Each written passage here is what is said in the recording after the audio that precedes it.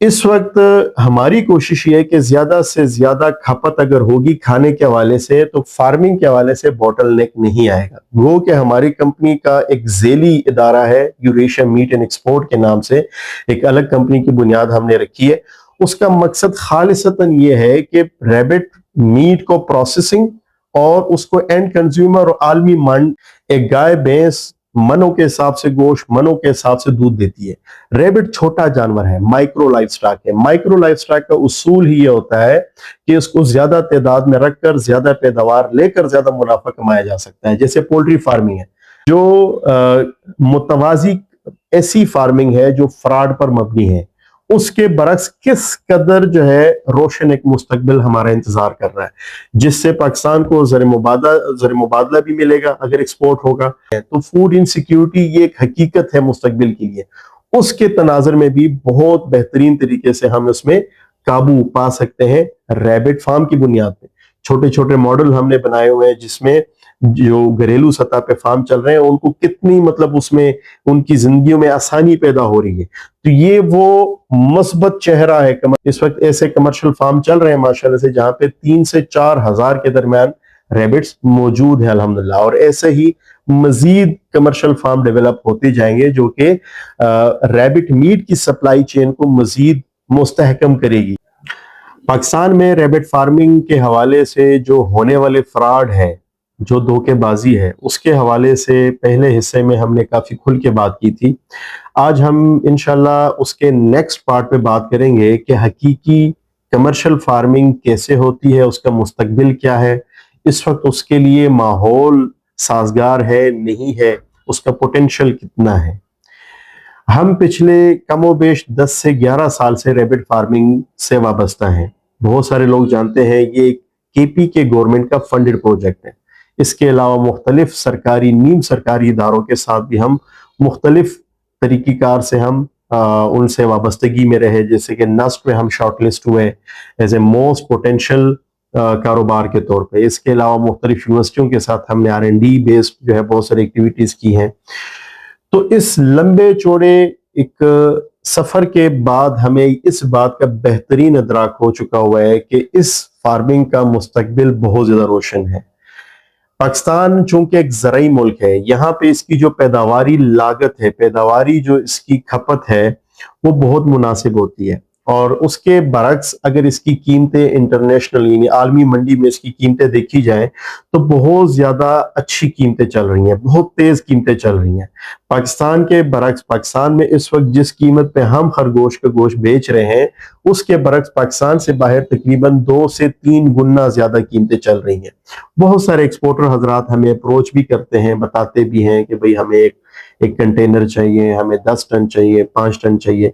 लेकिन इस वक्त पाकिस्तान में कमर्शियल फार्मिंग का वजूद इस लेवल पे है कि पाकिस्तान के अंदर जो इसकी खपत है, जो फॉरेनर्स हैं, जो एलीट क्लास है, जो हेल्थ कॉन्शियस लोग हैं, अल्हम्दुलिल्लाह जैसे जैसे हम सिर्फ फार्मिंग ही नहीं, फार्मिंग के साथ साथ हम इसका जो एंड प्रोडक्ट है, अल्टीमेट प्रोडक्ट है रैबिट मीट के अवेयरनेस के हवाले से भी मुख्तलिफ एक्टिविटीज जो है वो चला रहे होते हैं।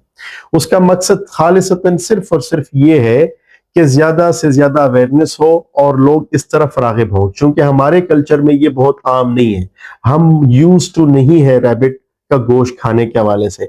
वो कि इसके फवाइद बहुत ज्यादा है, ये एक ऐसा सुपर फूड है, एक ऐसा सुपर गोश्त है जिसका कंपैरिजन ही नहीं है। बहुत अच्छे जो है समझ लें ग़िज़ाई तला ने इसमें रखी हुई है, लेकिन बावजूद चूंकि कल्चर में नहीं है तो ज्यादा ये खपता नहीं है। इस हवाले से लोगों में आगाही साथ साथ में हम फैला रहे होते हैं।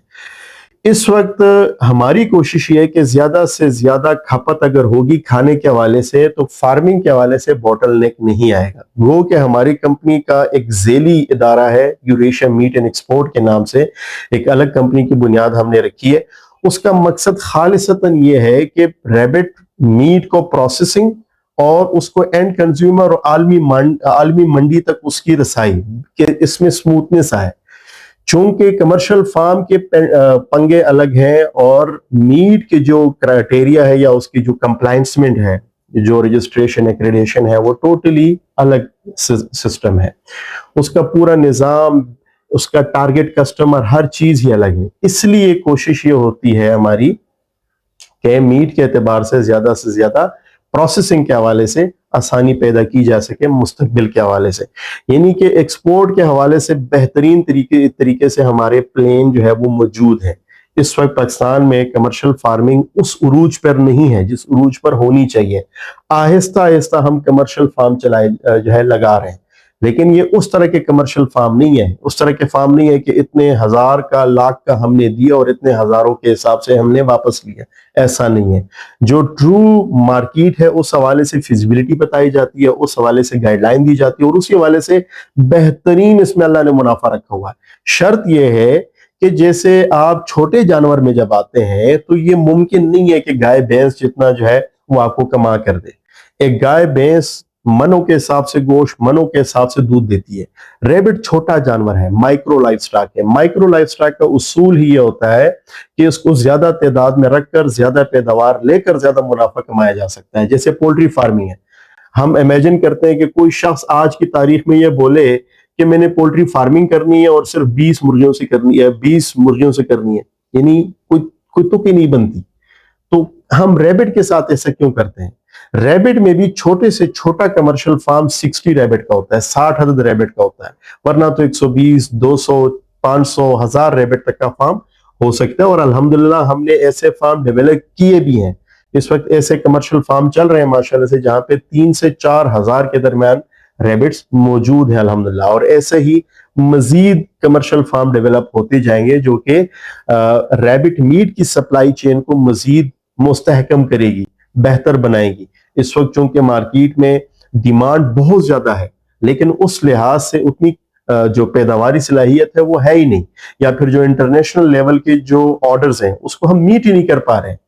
تو یہ سمجھ لیں کہ ایگریمنٹ کا مقصد خالصتاً ہوتا ہی یہی ہے کہ جہاں پہ امبیلنس ہے کہ وہاں پہ ذرا سموتھنس پیدا کی جا سکے، جہاں پہ تمام کے تمام فارمرز کا سٹاک جو ہے ایک جگہ پہ اکٹھا ہو، اور وہاں سے پورے پاکستان میں جیسے کہ الحمدللہ پریکٹیکلی جا رہا ہے. رمادہ کراچی جا رہا ہے، اس کے علاوہ میریٹ جا رہا ہے، میٹرو پہ جا رہا ہے، کیرفور پہ جا رہا ہے. مختلف کمپنیاں جڑی ہوئی ہیں، وہ ہم سے لے کے آگے اینڈ کنزیومر کو دے رہے ہیں. چائنیز بہت سارے ایسے پاکستان میں ہیں، ان کی طرف سٹاک جا رہا ہے. لوکل لوگوں میں الحمدللہ اویئرنس آتی جا رہی ہے، وہ اب ماشاءاللہ آہستہ آہستہ اس کی طرف جو ہے اٹریکٹ ہو رہے ہیں آہستہ آہستہ. تو کہنے کا مقصد ہے کہ جو متوازی ایسی فارمنگ ہے جو فراڈ پر مبنی ہے، اس کے برعکس کس قدر جو ہے روشن ایک مستقبل ہمارا انتظار کر رہا ہے، جس سے پاکستان کو زر مبادلہ بھی ملے گا اگر ایکسپورٹ ہوگا. اور میں بتانا چاہوں گا کہ پاکستان سے 3 شپمنٹس ریبٹ کی اچھی کوالٹی کی بنیاد پہ، سیف ریبٹ فارم سے 3 شپمنٹس زندہ ریبٹ کی بنیاد پہ پاکستان سے باہر ایکسپورٹ ہوئے ہیں، جس میں 1200 ریبٹ یہاں پاکستان سے باہر ایکسپورٹ ہوئے ہیں کوالٹی کی بنیاد پہ. اور یہ بہت اعزاز کی بات ہے. ہمارے پاس اور ملکوں سے بہت زیادہ کوئریز آ رہی ہوتی ہیں، تو پوٹینشل اس میں بہت زیادہ ہے. لیکن اگر ہم صحیح طریقے سے محنت کر کے اگر کمانا شروع کریں گے تو اس میں اللہ نے بہت سارے لوگوں کے لیے روزگار بھی رکھا ہوا ہے. بہت ایک بڑی انڈسٹری اس میں ہماری منتظر ہے، جیسے کہ باقی ممالک میں انڈسٹری ہے. انڈیا جیسے ملک میں کمرشل فارمنگ ہماری نسبت انتہائی ناقص ہے. بہت لو ریزلٹ وہ لے رہے ہیں کمرشل فارم سے، بہت گھٹیا قسم کی کوالٹی ہے ان کے پاس، یعنی گروتھ کے اعتبار سے میں بتا رہا ہوں. اس کے باوجود جو ہے وہ مختلف گلف کنٹریز کو ایکسپورٹ کر رہے ہیں. تو ہم کیوں نہیں کر سکتے؟ ہم بھی کر سکتے ہیں. زیادہ اچھی قیمت جو ہے اپنے کسانوں کو دے سکتے ہیں، اپنے زر مبادلہ میں اضافہ کر سکتے ہیں، ہمارے جوانوں کو نوکریاں ملیں گی. مستقبل کے حوالے سے جب انسانیت اس وقت جو سب سے بڑا چیلنج جو ہے وہ فیس کر رہی ہے وہ ہے فوڈ انسیکیورٹی، تو غذائی عدم تحفظ میں جو ہے ہم کمی لے کے آ سکتے ہیں. جیسے جیسے آبادی بڑھتی جا رہی ہے، خوراک کے ذرائع کم ہوتے جا رہے ہیں، تو فوڈ انسیکیورٹی یہ ایک حقیقت ہے مستقبل کے لیے. اس کے تناظر میں بھی بہت بہترین طریقے سے ہم اس میں قابو پا سکتے ہیں ریبٹ فارم کی بنیاد پہ. چھوٹے چھوٹے ماڈل ہم نے بنائے ہوئے ہیں جس میں جو گھریلو سطح پہ فارم چل رہے ہیں ان کو کتنی اس میں ان کی زندگیوں میں آسانی پیدا ہو رہی ہے. تو یہ وہ مثبت چہرہ ہے کمرشل فارم کا، ریبٹ فارمنگ کا، جو کوئی بھی نہیں بتا رہا. وہ صرف یہ بتاتے ہیں کہ اتنے لگاؤ، اتنے ہزار، اتنے لاکھ کماؤ، 50 لاکھ کماؤ، 20 لاکھ کماؤ. یعنی دیکھ کے ہم پریشان ہو جاتے ہیں کہ یار یہ بندہ ہے کون اور یہ کر کیا رہا ہے. اور جو نئے لوگ ہیں ظاہر ہے کہ وہ تو اٹریکٹ ہوتے ہیں. ہر بندہ مفلسی میں ہے، ہر بندہ اس وقت فائنینشیل کرائسس سے گزر رہا ہے، تو ہر بندہ یہ کوشش کرتا ہے کسی طریقے سے راتوں رات زیادہ پیسے جنریٹ کریں. لیکن اس کے حقیقت کچھ ایسی ہے کہ آپ الٹا جو پیسے آپ کے پاس موجود ہوتے ہیں آپ اس سے بھی ہاتھ دھو بیٹھتے ہیں. انشاءاللہ نیکسٹ ویڈیو میں مزید آپ کے ساتھ ڈیٹیل یا اس طرح کے حقائق شیئر کریں گے. اگر آپ کو ہماری یہ سیریز اچھی لگتی ہے تو آپ مزید کمنٹ سیکشن میں ہمیں بتا سکتے ہیں کہ ہم مزید اس پہ کس تناظر میں، کس طریقہ کار سے مزید ویڈیوز بنائیں. شکریہ.